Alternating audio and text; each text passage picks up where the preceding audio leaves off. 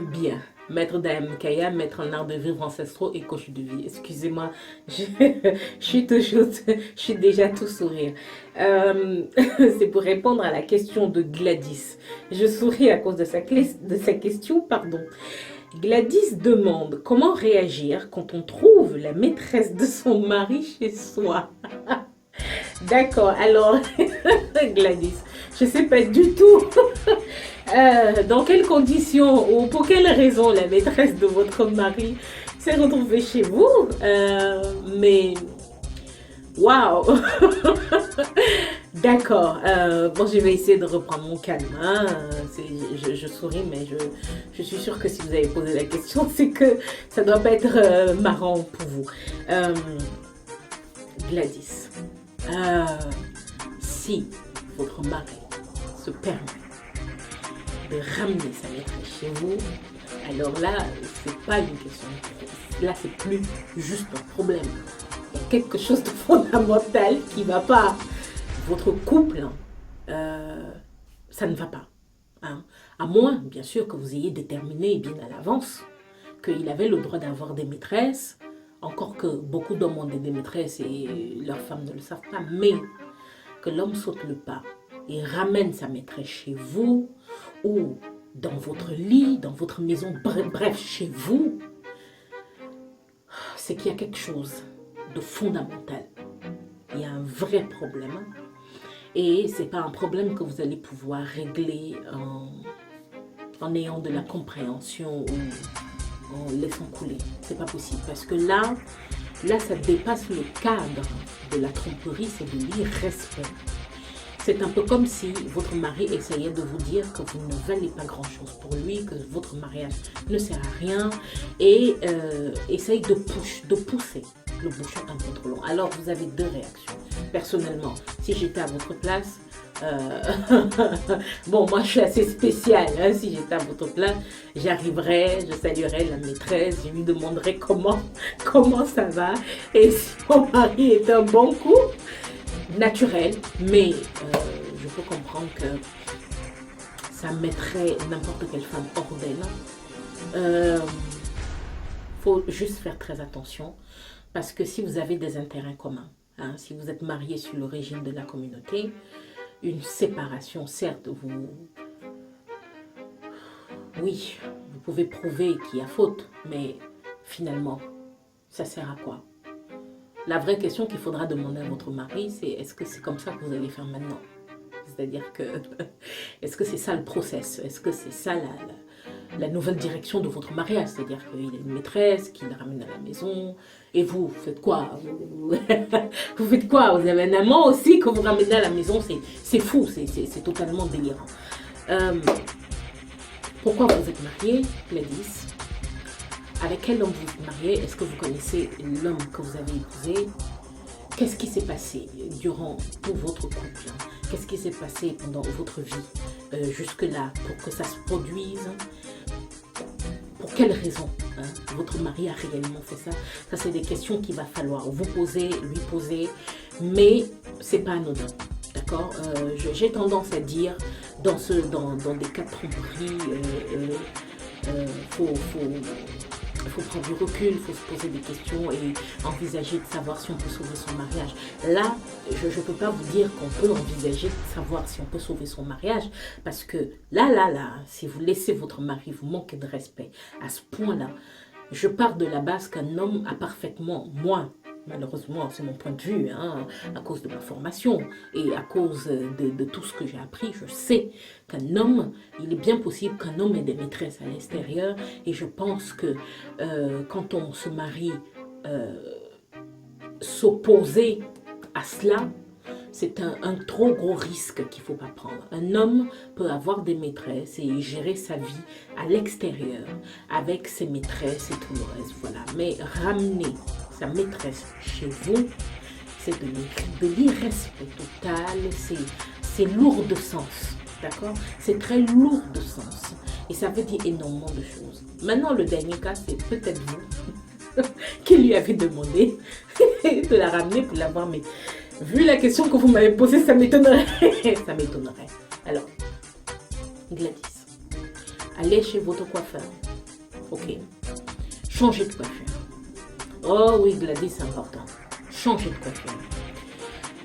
Offrez-vous un moment de détente extrême, profond. Voilà. Allez vous faire masser. Faites-vous aller dans un salon, vous faire un gommage, un beau masque. Aérez-vous l'esprit. Prenez du recul parce que si vous réagissez dans l'instant, là, avec la colère et tout le reste, vous risquez de faire une connerie. Non. Occupez-vous de vous, achetez-vous une très belle robe ou de très belles chaussures. Voilà, sortez. Allez dans un très beau restaurant ou quelque part. Offrez-vous quelque chose qui va vous faire plaisir. Calmez-vous et comprenez que le mariage n'est que... C'est une étape qu'on choisit, c'est vrai. Mais à aucun moment, la vie de votre mari ne doit être plus importante que la vôtre. Vous n'allez pas foutre votre vie en l'air en vous mettant dans une colère profonde qui va vous détruire de l'intérieur. Et en plus, vous risquez de vous faire tomber malade. Vous risquez d'attraper de la tension ou d'être stressé à mort à cause de ça. Non, non. Vous allez rentrer tranquillement. Vous asseyez face à votre mari et là, vous faites le bilan. Vous devez d'abord faire le bilan seul de votre relation, comment ça a commencé, pour quelles raisons, qu'est-ce qui s'est passé durant tout ce temps et qu'est-ce qu'il a bien pu faire. Qu'il amène sa maîtresse là, mais il n'y a que lui qui peut vous le dire au final. Donc, il va falloir vous asseoir avec lui, d'accord? Parler sérieusement de votre couple. Et je ne suis pas en train de vous dire d'envisager le divorce, parce qu'on peut tout à fait garder l'alliance pour le mariage, alors qu'il n'y a pas de mariage. Je sais, moi non plus je ne suis pas d'accord, parce que c'est vain. Mais si c'est important pour vous, et que ça vous aide dans la société, vous pouvez tout à fait envisager d'avoir une relation extra-conjugale si vous et votre mari sont d'accord. Mais, qui plus est, je dois vous dire que vous devez parler avec votre mari, vous posez les bonnes questions, lui poser les bonnes questions, tâchez d'être honnête l'un avec l'autre.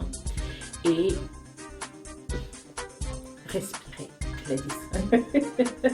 Respirez parce que ça pour une femme, c'est très grave.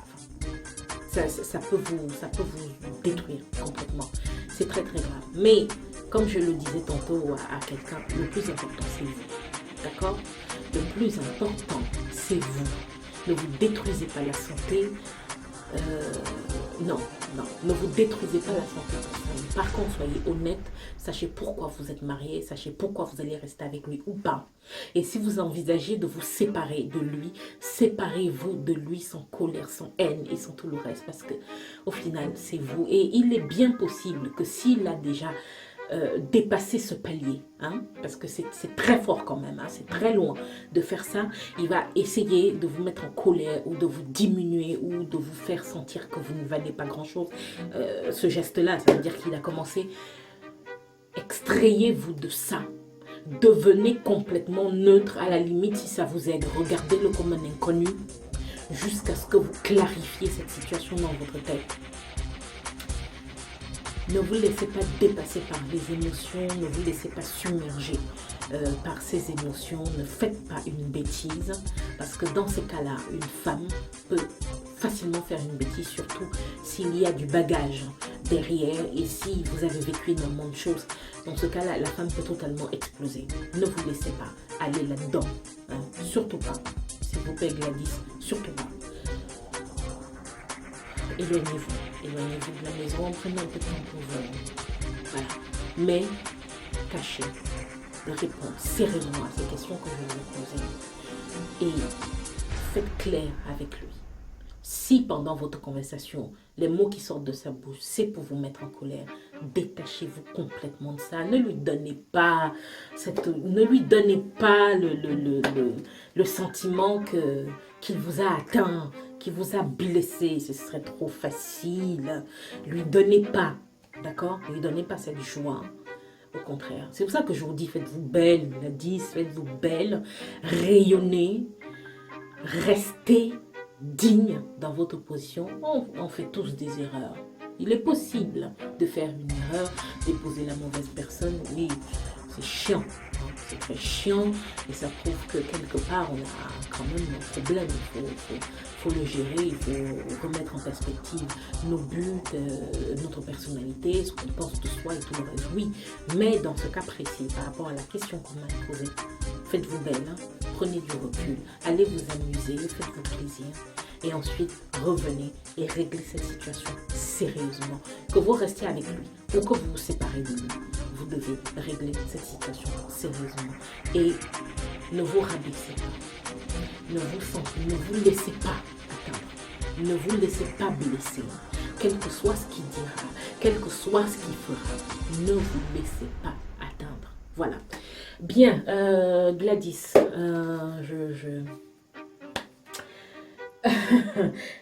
voilà, c'était ma réponse à votre question. Si vous avez d'autres questions, n'hésitez pas à me les poser. Commentaires sur YouTube ou sur mon Facebook ou sur Twitter. Je vous souhaite du courage. Hein. J'ai rarement entendu ce genre de questions, Gladys. Je vous souhaite du courage. Le fait même que vous m'ayez posé cette question prouve que vous êtes une femme qui est forte. Accrochez-vous à cette force et n'oubliez pas, le plus important, c'est vous. D'accord? Ne laissez pas quelqu'un d'autre vous rabaisser, quel que soit l'acte que la personne a posé, quel que soit, ne laissez pas que ça arrive. Bien. C'était Maître Diane Kaya, Maître en art de vivre ancestraux et coach